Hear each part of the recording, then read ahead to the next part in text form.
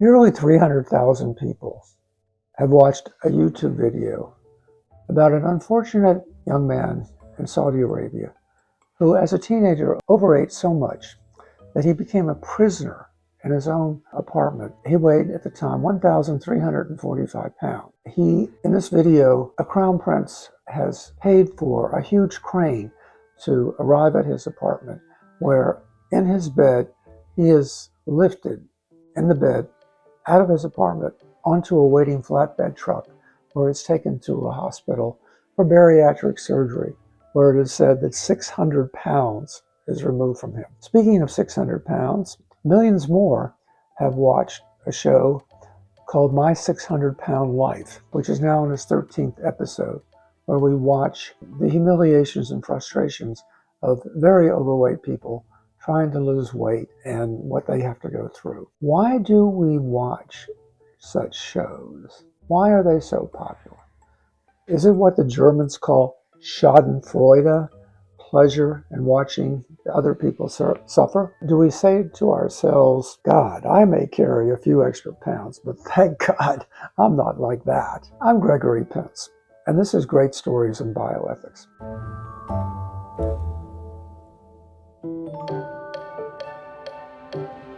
And today's episode is a little bit different because I'm not focusing on a person or their story, but on a reality show called The Biggest Losers, which started in 2004, ran for 17 seasons, paused because of complaints and problems, and then had a finale in its 18th season a few years later and ended. I'm doing this for a couple of reasons. Number one, I think the topic of the ethics of weight loss has been kind of lost in bioethics, and I think it's now rising to the surface with the advent of the new spectacular weight loss drugs such as Mounjaro and Ozempic that use semaglutide. These drugs are pressuring our traditional notions of free will and dieting. I think of bioethics and food ethics as kind of in big circles, but they do intersect. Where these circles come together and intersect is what I call the ethics of weight management. That's why I chose The Biggest Losers, because even though it's an unethical show, I think it raises some very interesting philosophical questions. If you never saw the show, good for you. But anyway, basically auditioned a lot of overweight people to be on the show, where they underwent a 30-week training session and competed ostensibly for $250,000. The one who lost the most weight would get the $250,000. They were subjected publicly to humiliation by army-type drill sergeants who berated them and screamed at them, often to the point of making them vomit. They were encouraged to extremely restrict their calories, exercise 8 hours a day on camera. They competed in teams against each other. They had public weigh-ins. They were dressed to show off their fat. The men had to be nude above the waist to show their sagging breasts. The weigh-ins were public in front of the teams, and people were either shamed or applauded for the loss of weight. So the show had many unethical weights. The first, of course, was our enjoyment in watching people suffer. Another one was called temptations, where the contestants were subjected to temptations to eat a lot. The producers argued that normal overweight people pass candy stores or pass the candy aisle in grocery stores, and they're tempted there, so why shouldn't we tempt them on the show? So they had to do ridiculous things like carry a plate of donuts or a bag of ribs in their mouth to a destination, or lick a plate of revolving chocolate. And if they even tempted, like, if you do this, you can call home or see your family, because they were sequestered from their families. Highly unethical stuff. Supposedly a doctor supervised things, but it turns out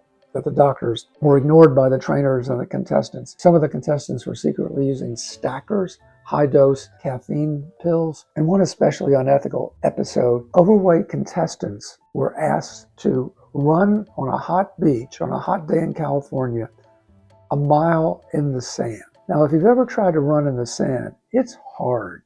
And it's hard on a hot day. And a mile in the sand is a really long way, especially if you weigh 400 or 500 pounds.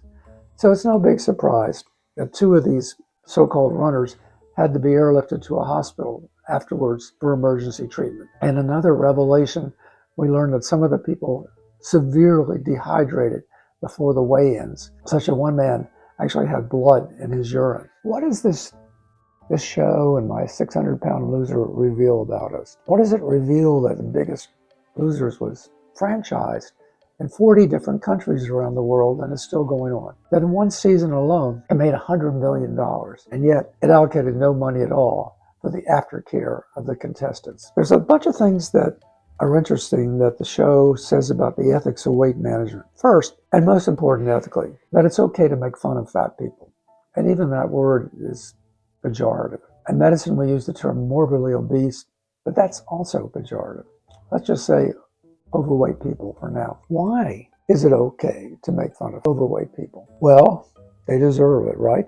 They could be thin, they could be otherwise. If they ate right, they didn't overeat, they would have normal weight. If they exercised, they could be normal. And a new twist of the last couple of years, what's called thin culture. If they were virtuous and clean, then they would be thin. And you can't be too thin, right? I think the prejudice against overweight people is one of the last prejudices in medicine that needs to be eradicated.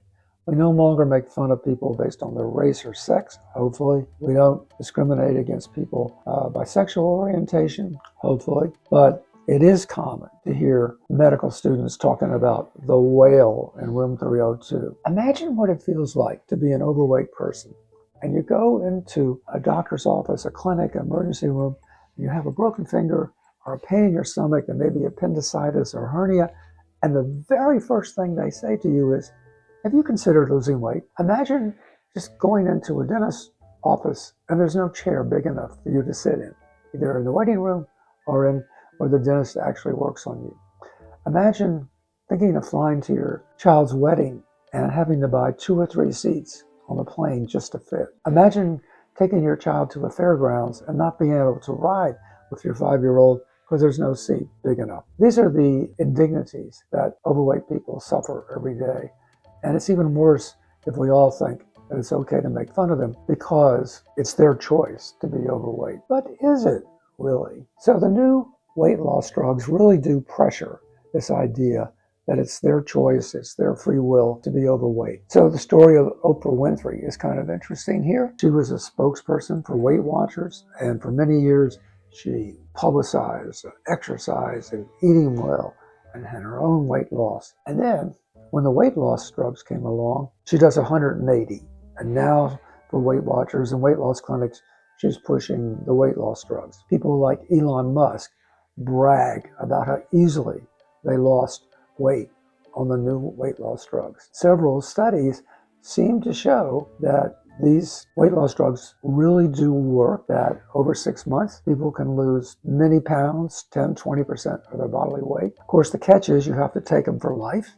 If you don't stop taking them, the weight comes back. A lot of insurance doesn't cover them, and they can cost about $1,000 a month. But that's another issue. One ethical issue is okay to make fun of overweight people. But a second ethical issue is the idea that being overweight equates to a disease or being unhealthy. Is that really true? About 30 years ago, an interesting woman, Faith Fitzgerald, a physician, wrote an essay in the New England Journal of Medicine called The Tyranny of Health. And in it, she was kind of a seer about the future. And she warned that medicine should not equate being overweight to a disease that doctors had to treat. But exactly that has happened in our culture. We see many public figures in public health and medicine saying that America suffers an epidemic of obesity. Is it true that just being overweight makes you unhealthy? I run sometimes 5K races, half marathons, and sometimes I will see a person finish ahead of me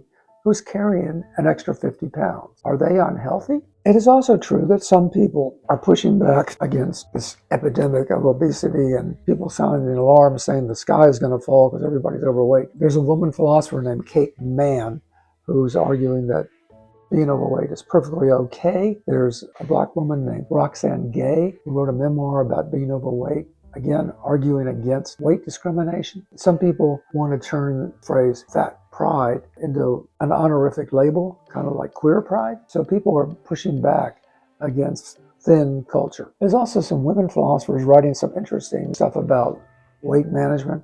Of course, anorexia is one of the most difficult psychiatric things to treat. There's a movement in palliative care among some psychiatrists that want to treat lifelong anorexia as a terminal illness. But some of these women philosophers are writing also about so-called orthorexia, pure eating, which often starts with people who are vegetarians, become vegans, maybe kosher, and then get very obsessed about controlling portions and eating in a pure way and virtue signaling. Another kind of ethical issue here is about two kinds of medicine. Traditional medicine treats disease, accidents, but there's a new kind of medicine called enhancement medicine. And this is what bioethicist Carl Elliott, a physician bioethicist, called the attempt to make us better than well. And this involves dermatology, facelifts, psychiatry, drugs like Prozac, cosmetic dentistry, Botox with dermatologists and dentists, and sports medicine,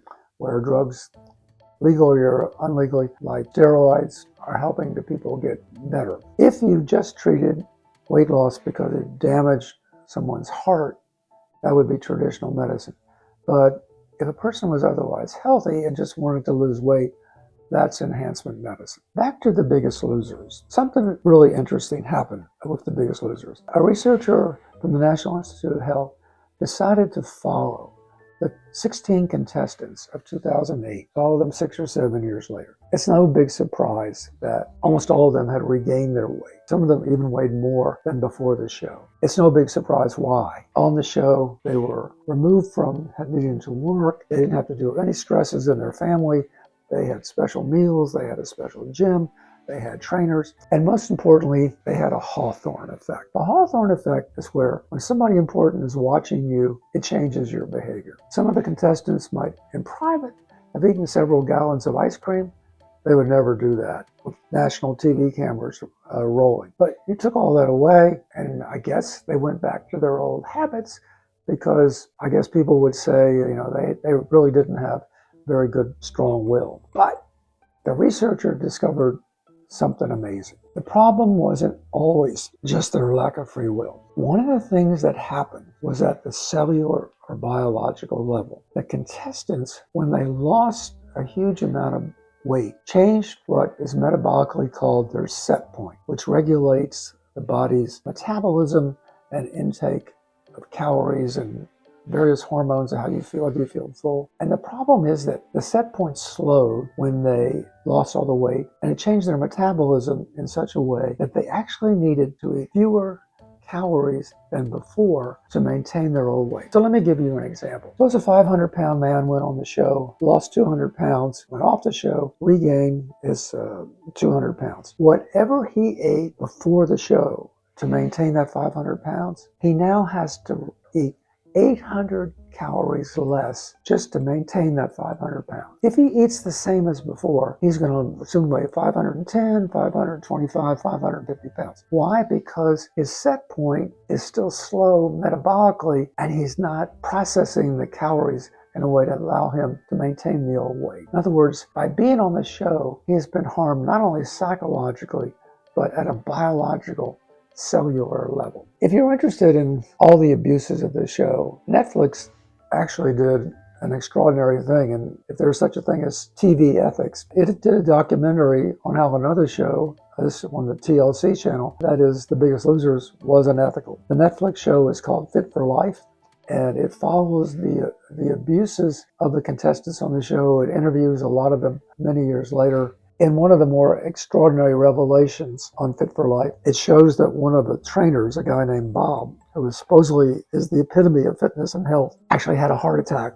in the gym shortly after the last show and would have died if a physician hadn't performed CPR on him for 8 minutes. Being thin and ripped doesn't necessarily equate to being healthy. To conclude, when we think about weight loss, might it be that many of our ideas about free will and weight are just folklore and not scientific? I once went to a medical class decades ago as a nutrition, where I heard the professor say, if you take your 4 grandparents at age 50 and your 2 parents at age 50 and what they weighed, if you could possibly know this, you add it all up, divide by 6, and there'll be a certain number, say 180 pounds. according to this professor, when you're age 50, you will probably be 175 or 185 just because of that prediction. It may be genetics, it may be ethnic traditions about eating, it may be other factors, but it suggests that there's a very narrow window of free will in terms of how we can control our weight. One thing I think has changed for the better